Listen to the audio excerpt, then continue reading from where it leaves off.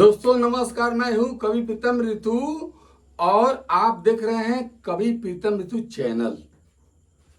दोस्तों आज बात करते हैं, बिहार में बहुत ही बड़ा उलटफेर हो गया है। बहुत उलटफेर। रैंकिंग के हिसाब से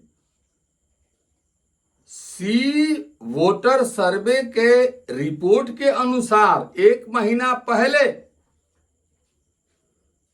42.7% पर नीतीश कुमार,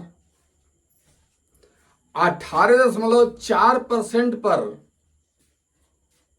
तेजस्वी यादव और 14.2 पर नए नए पार्टी के लंच जो किए हैं प्रशांत किशोर जी, जन सुराज पार्टी, उनका सर्वे 1 महीना पहले का है।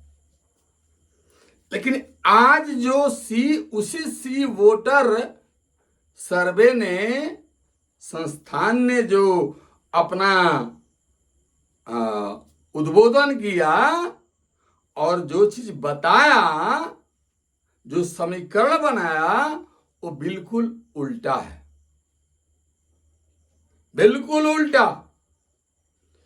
सी वोटर के सर्वे के अनुसार एनडीए अर्थात नीतीश कुमार, भाजपा, रामविलास पासवान के पार्टी और जीतनराम मांझी की पार्टी ज्यों का त्यों बनी हुई है। 42% पर बनी हुई है।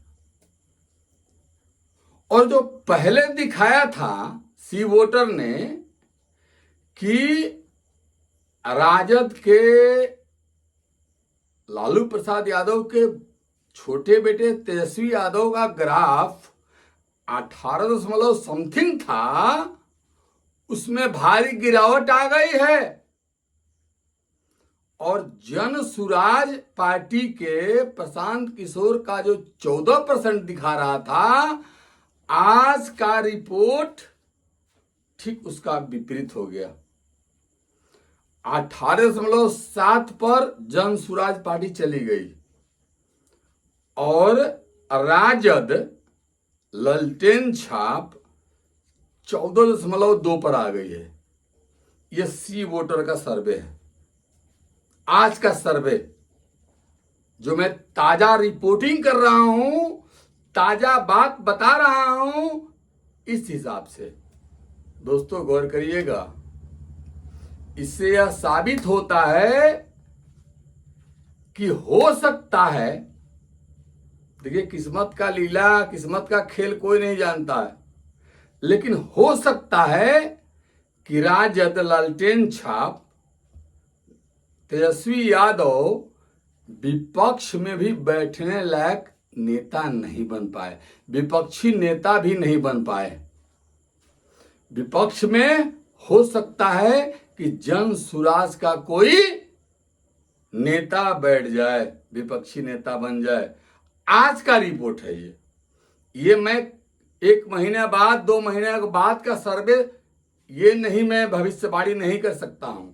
ये भी हो सकता है कि एनडीए नंबर 2 पर चली जाए और जन सुराज नंबर 1 पर आ जाए। ये हो सकता है, क्योंकि जन सुराज पार्टी जो प्रशांत किशोर ने बनाया है, उनके साथ एक ही समस्या है। हालांकि वो समस्या समझदारों के लिए नहीं है। जो लोग देहात में रहते हैं, जो कम पढ़े लिखे हैं, उनके लिए समस्या है, आपको मानना पड़ेगा। क्योंकि जन सुराज जो पार्टी प्रशांत किशोर ने बनाया है, उसका चुनाव चिन्ह जो मिला है, वो लगभग 90% लोगों को बिहार में पता ही नहीं है। स्कूल बैग छाप, स्कूल बैग उनका चुनाव चिन्ह है, जन सुराज का। तो स्कूल बैग, देखिए जब ईवीएम मशीन में जब पार्टियों का चुनाव चिन्ह इंक्लूड किया जाता है, उसमें स्कूल बैग का जो चुनाव चिन्ह आएगा वो थोड़ा सा अच्छा नहीं दिखेगा, पहचान में कम आएगा। कम पढ़े लिखे लोगों के लिए बोल रहा हूं। जो अच्छे पढ़े लिखे हैं वो तो जानते हैं, जिनके पास जानकारी है वो जानते हैं, लेकिन जिनके पास जानकारी कम है वो इस स्कूल बैग का निशान आसानी से समझ नहीं पाएंगे और हो सकता है कि गलत बटन दबाएंगे।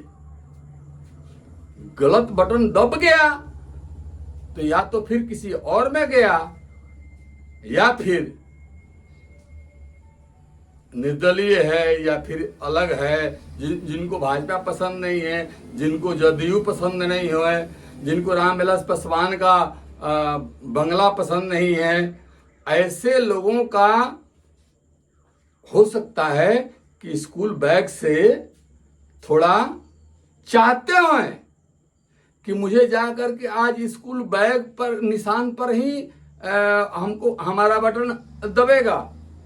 लेकिन ऐसा अगर उनको पहचान में नहीं आया तो गलत बटन दबाकर आ सकते हैं। ये प्रशांत किशोर के लिए मजबूरी है। एक बात मैं दोस्तों बताना चाहता हूं, याद रखिएगा। चुनाव आयोग जो होता है, चुनाव आयोग चुनाव चिन्ह ऐसे नहीं देता है।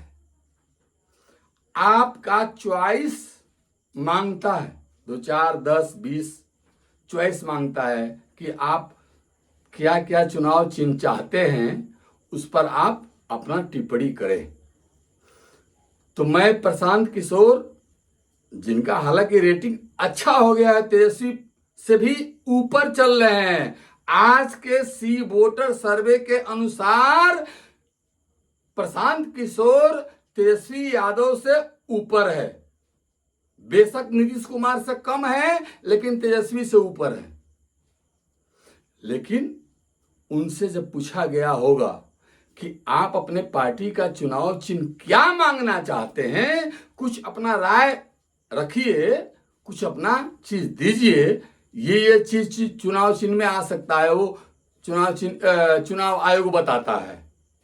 तो उसमें से कुछ आप एकाध निर्णय अपना मन के अनुसार दे सकते हैं।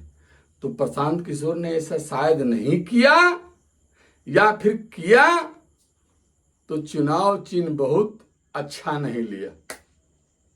मैं प्रशांत किशोर का बुराई नहीं कर रहा हूं, मैं कह रहा हूं उनका ग्राफ बड़ा है, लेकिन उन्होंने जो चुनाव चिन्ह लिया वो बिहार के गांवों में अनपढ़ मतदाताओं के लिए या कम पढ़े लिखे मतदाताओं के लिए बहुत ही कठिन काम है। इसलिए दोस्तों, इस चुनाव में, बिहार के चुनाव में कुछ भी हो सकता है। हालांकि सी वोटर के अनुसार अभी भी एनडीए आगे है, लेकिन एक खुशखबरी आपको मैं सुना सकता हूं। जो प्रशांत किशोर के फैन हैं, उनके लिए ये खुशखबरी है कि सी वोटर ने उनको स्थान नंबर 2 दे दिया है और तेजस्वी को तीसरे स्थान पर डाल दिया है और कांग्रेस को चौथे स्थान पर डाल दिया है। मिलते हैं दोस्तों अगले एपिसोड में, तब तक के लिए नमस्कार।